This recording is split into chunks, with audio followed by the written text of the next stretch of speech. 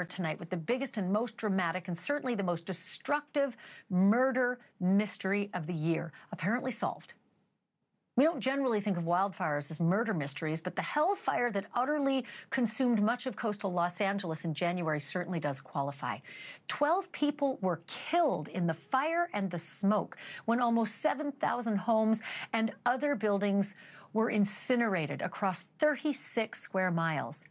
The Palisades Fire could have been started accidentally, could have been started by lightning. We were waiting. We wondered why it was taking so long, but here we are 9 months later, and police say, oh no, this was no accident. This was a crime. It was a massive crime. And that crime, they say, was committed by Jonathan Rinderknecht. Jonathan Rinder, sometimes he goes by, John Rinder. He's a 29-year-old man arrested in Melbourne, Florida, and for now, Mr. Rinderknecht faces 1 count of destruction of property by fire. That's it, destruction of property by fire. It is a federal offense, which itself is a bit of a mystery because I keep asking myself, why no murder charges? If you think you found the guy who's responsible for that caused 12 people to lose their lives, why no murder charges? You all know in this true crime community that if somebody dies in the course of a felony, it's the same as if they pulled the trigger themselves. It's called felony murder. There is no shortage of evidence in this case, and the details in the federal complaint unveiled earlier today are just kind of jaw-dropping. Let me just kind of give you the skinny. The feds say that on New Year's Eve, Mr. Rinderknecht, then working as an Uber driver in LA, dropped off a passenger in the Palisades where, wouldn't you know it, he once lived himself. He then parked his car at a nearby trailhead and walked up the trail listening to a YouTube video of a French rap song about a person setting things on fire. What's weird is that months earlier, the complaint says that Mr. Rinderknecht asked ChatGPT to generate these images of people fleeing a fire, images of before and after a fire, images of people on the right being rich and happy and dancing while the people on the left are all burning in hell. Another time, he allegedly told ChatGPT that he'd burn his Bible, declaring, and I quote, felt so liberated. Don't really know what that has to do with the story, but it's in there. In the opening minutes of 2025, right, New Year's Eve, first few minutes, Mr. Rinderknecht allegedly used an open flame to start what would be called the Lockman Fire. And the Lockman Fire consumed 8 acres before it was doused, except it wasn't really put out. As is often the case, it kept burning underground. Yeah, burning the roots underground and traveling. And a week later, it reignited in those insane Santa Ana winds, becoming what the acting U.S. attorney calls, quote, one of the worst fires Los Angeles has ever seen. And at a press conference, the feds gave even more details about the suspect's actions after allegedly starting the fire, beginning with calling 911 himself. While the Lockman Fire burned, the defendant walked up the same trail from earlier that night to watch the fire and firefighters, using his iPhone to take short videos of the scene.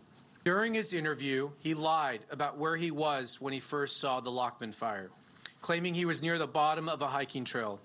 Geolocation data for the 911 calls showed that he was standing above the fire in a clearing merely 30 feet from the blaze as it rapidly grew. Now wrap your head around this.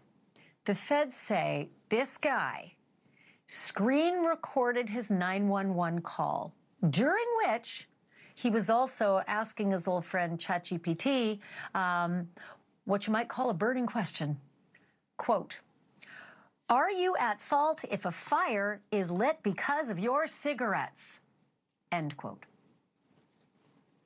Now, that could mean that he was trying to give himself an out if he ever got caught, right? Create an alibi. Of course, there's a good chance he would have been caught anyway, because Pacific Palisades is one of the most exclusive, most expensive communities in all of California, and everybody who lived here had cameras all over their exclusive and expensive properties.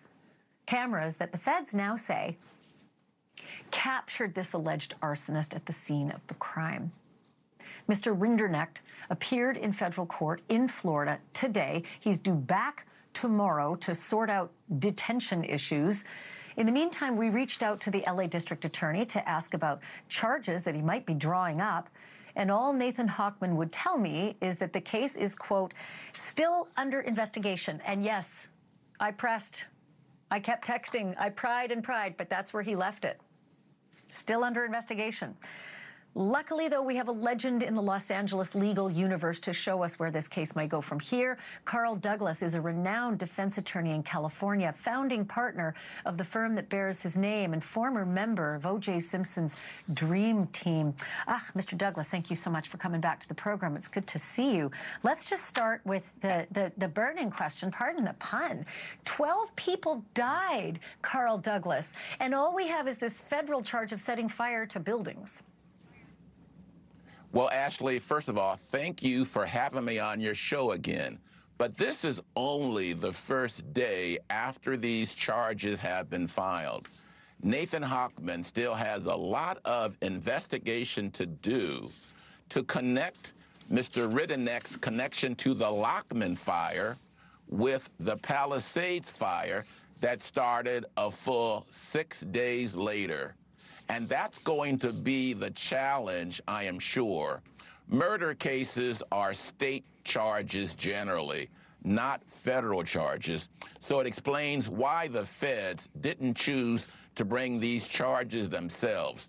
But there's going to be a scientific battle between experts connecting what was clearly the Lockman fire and Mr. Rinderknecht's involvement in that fire. And I'll tell you, they have him 64 different ways, but to connect that with the start of the Palisades fire, I think is going to be the true challenge for the prosecution in that eventual case. So are you saying that it's a causation issue, meaning maybe he started the Lockman fire, but the fact that the roots kept burning and started the Palisades fire is just, you know, a bridge too far? That is one speculation as to the cause. They now believe that the Palisades fire is what's called a holdover fire. That is, the Lockman fire was put out quite quickly, and in fact, the fire department left their hoses there in the area because oftentimes embers burn and simmer under roots. And the next day they came back and checked the area, and they were convinced that the fire had been fully put out, and so they took all of their equipment away from that area. That was on January the 2nd. It was a full 5.5 days later, in the morning of January the 7th, that cameras first saw evidence of the fire in Palisades. The experts say it was caused by unprecedented winds that whipped through the hillside.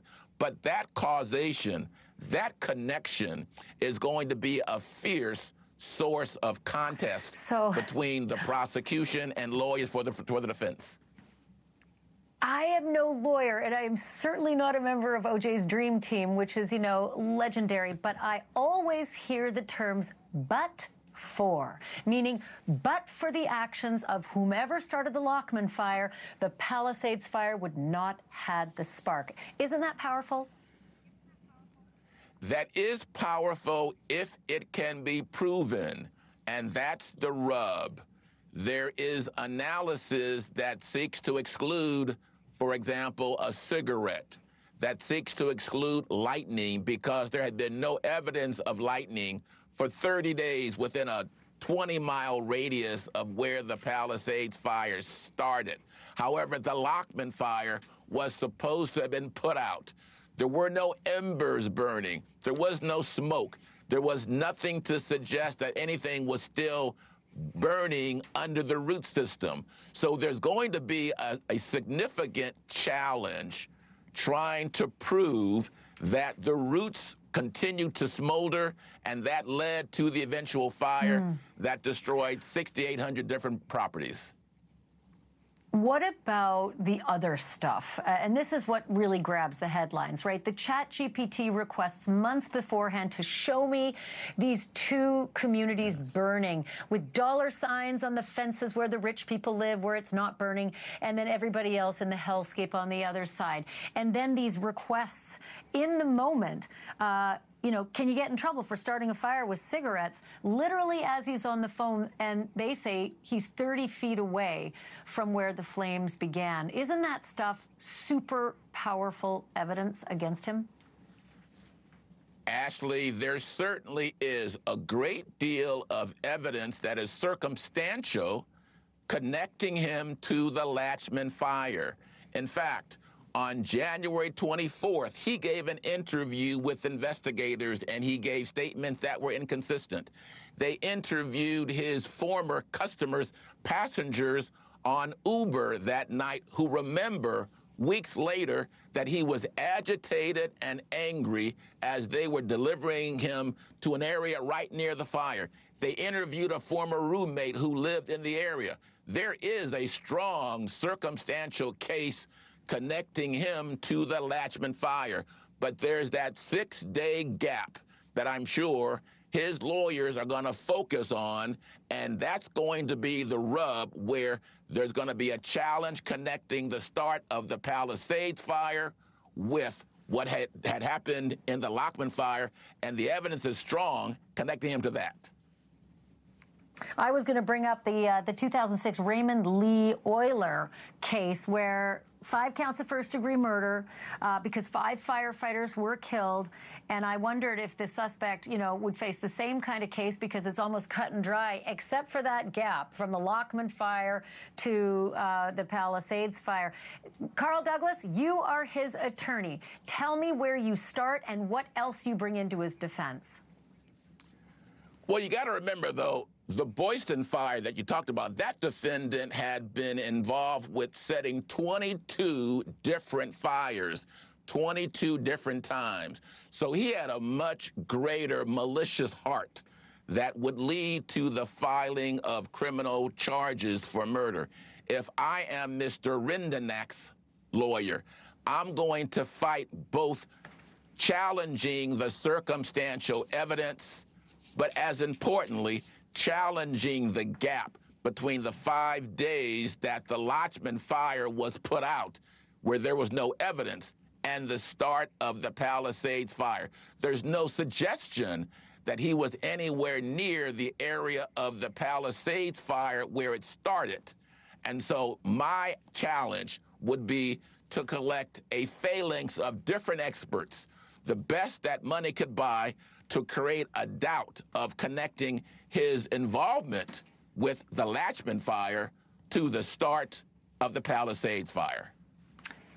Last quick question with only 30 seconds left. Carl Douglas, if he loses on the federal end of things with that charge, destruction of property by means of fire, is it over for him if he's charged in the state, perhaps murder case?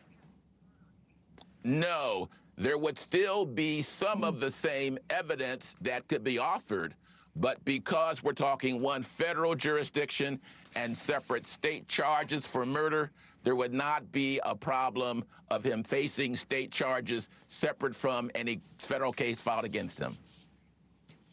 I knew there was a reason we called you, Carl Douglas. Great to have you back on the program. Looking forward to your next visit. Thank you so much for having me. Thank you for watching. Subscribe below and download our NewsNation app right now on your phone, and you will get fact-based, unbiased news for all Americans.